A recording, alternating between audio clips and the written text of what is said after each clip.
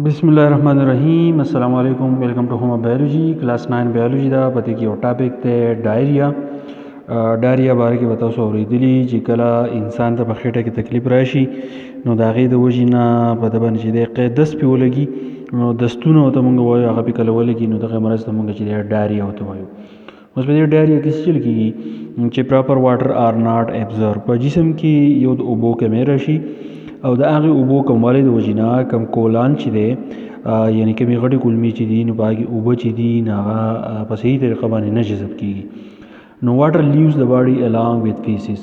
نو چې کله اوبه نه جذب کېږي نو مطلب دا دی چې د اوبه به د جسم نه وځي، خو چې کله د جسم نه د اوبه وځي نو د دې سره سره کم ډک بول چې نو هغه هم ځي. نو څنګه چې د ستونی هغه داسې لکه بالکل اوبه شانتې شکل او هغه د جسم نه لرې کېږي نو دې حالت ته چې دی مونږ ډایریا چې دی مونږ ته وایو.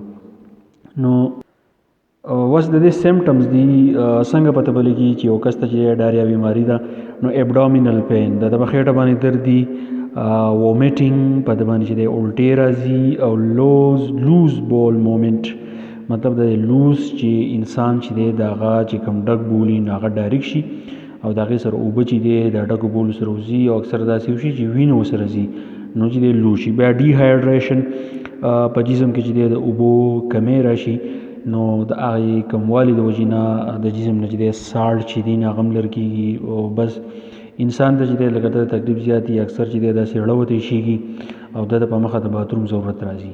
نو دا د دې سیمټمز دي. په خېټه به چې دی درد دي، الټې به ورځي او کم ډک بول چې دی نو هغه ډایرک شي او ډیهایډریشن د اوبو چې دی نو هغه ډېر زیات کمی راشي. نو دا سیمټمز دي د ډایریا. بیا چې دي کازز دي یعنی دا ډایریا بیماری چې د څه د وجې نه راځي بیکټیریا د بیکټیریا د وجې نه راتلی شي، وایرس د وایرس د وجې نه هم راځي، پیراسایډس په دې کولمو کې پیراسایډس دي یعنی داسې څیزونه چې هغه مفت خواري د انسان د جسم نه مفت خوراک حاصلوي نو د هغې د وجې نه هم دا ډایریا بیماري چې ده نو دا راتلی شي. اوس د دې علاج چې دی نو هغه څنګه دی ایډیکویټ اماونټ آف واټر یعنی کلین واټر. مونږ چې دی اوبه چې دي په صحیح مقدار باندې چې دی مونږ اوبه وڅښو تقریبا 8 ګیلاسه مونږ اوبه وڅښو، خو شرط پکې دا دی چې دغه اوبه چې دی صفایي. د دې سره مونږ چې دی نیمکول هم استعمالو واټر وت سالټ. کمې اوبه چې دي د هغې کې چې دی مونږ وخوټ کوو بیا چې دی په هغې کې مونږ چیني او مالګه وغیره دا پکې مونږ استعمال کوو نو د هغې نه مونږ نیمکول جوړ کړو نو هغه مونږ استعمالو.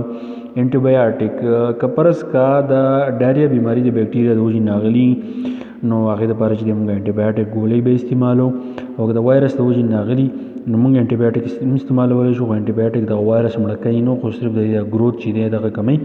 انټي بایوټیک په اصل کې د دغې بیکټیریا مړه کولو دپاره چې دی نو استعمالیږي. نو دا و ډایریا دا بالکل شارټ کوېشن کې راځي، بالکل سیمپل ده، په دې کې داسې ګران څه نشته، خو صرف د دې سیمټمز بیا د دې کازز او د دې ټریټمنټ علاج چې دی نو هغه څه دی. زه امید کوم په دې شارټ ټاپک چې دی تاسو پوه شوي یئ نو ملګرو سره ضرور شیر کړئ او که د دې باره کې بیا هم نور څه کوېشن ما ته په کمنټ کې ضرور ووایئ. تھینک یو ډېر مننه.